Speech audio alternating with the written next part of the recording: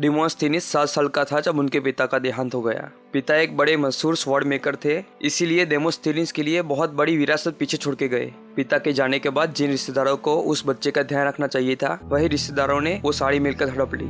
जो बच्चा एक बड़ी मिलकत का मालिक बनने वाला था, वो एक ही दिन में एथेंस की सड़कों पे आ गया। पर उन लालची रिश्तेदारों को कहा पता था कि वो बच्चा जो ठीक से बोल भी नहीं पाता था, वो आगे जाके ग्रीस का सबसे महान राजनेता बनेगा। उस बच्चे ने एक बार रास्ते पर एक आदमी को पब्लिक स्पीच देते हुए सुना और वो आदमी उस बच्चे के दिमाग में छप गया। पर उस आदमी और डिमोस्थेनीस में बहुत फर्क था। जहाँ पे वो आदमी पावरफुल और कुशल था, जिसको लोगों की तरफ से बहुत प्रशंसा मिल रही थी, वहाँ पे डिमोस्थेनीस कमजोर था और लोग उसको इग्नोर करते थे। पर उसने हार नहीं मानी। डिमोस्थेनीस ने भाषण कला पढ़ना स्टार्ट किया।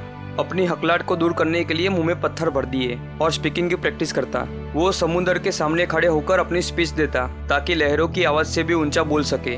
वो स्पीच को एक ही सांस में बोल सके, इसीलिए पहाड़ों पर भागते भागते अपनी स्पीच देता।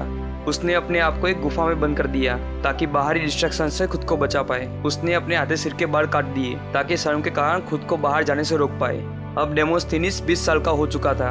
उसने अपने रिश्तेदारों के लिए लॉ सूट फाइल किया। रिश्तेदारों ने बड़े बड़े लॉयर्स को हायर किया, पर डेमोस्थेनीस के स्पीच के सामने एक भी ना टिक पाया और फाइनली डेमोस्थेनीस वो केस जीत गया। गाइस, डेमोस्थेनीस की इस इनक्रेडिबल स्टोरी से हमें कुछ बातें सीखनी चाहिए। मोटिवेशन एक डीप विजन से आता है। जब हमें पता होता है हम क्या कर रहे हैं, क्यों कर रहे हैं, तब उस गोल पर लंबे समय तक टिक पाना आसान हो जाता है। जैसे कि कई लोगों के लिए रोज सुबह जल्दी उठना काफी मुश्किल होता है, पर मन में गोल क्लियर हो कि मुझे लाइफ में अपना बेस्ट देने के लिए एक अच्छी सेहत की जरूरत है और इसलिए मैं रनिंग के लिए सुबह जल्दी उठना चाहता हूँ, तब एक रीजन मिलेगा रोज सुबह जल्दी उठने का। हमें अपने गोल के साथ एक डीप रीजन जुड़ना पड़ेगा, तभी उस गोल की वैल्यू हो पाएगी। हमें पता है कि हम क्या कर रहे हैं, क्यों कर रहे हैं, अब हमें एक एक्शन प्लान चाहिए, क्योंकि एक्शन प्लान अपने गोल को अचीव करने में इजी कर देता है। एक्शन प्लान हमें हमारे गोल के साथ और अटैच करता है। हमें एक्शन प्लान बनाने के लिए रिसर्च करने की जरूरत है। हर एक स्टेप प्लान नहीं कर सकते तो एक बेसिक आइडिया भी प्लान कर सकते हो। सक्सेस के लिए जो पाथ है वो काफ़ी चैलेंजिंग है।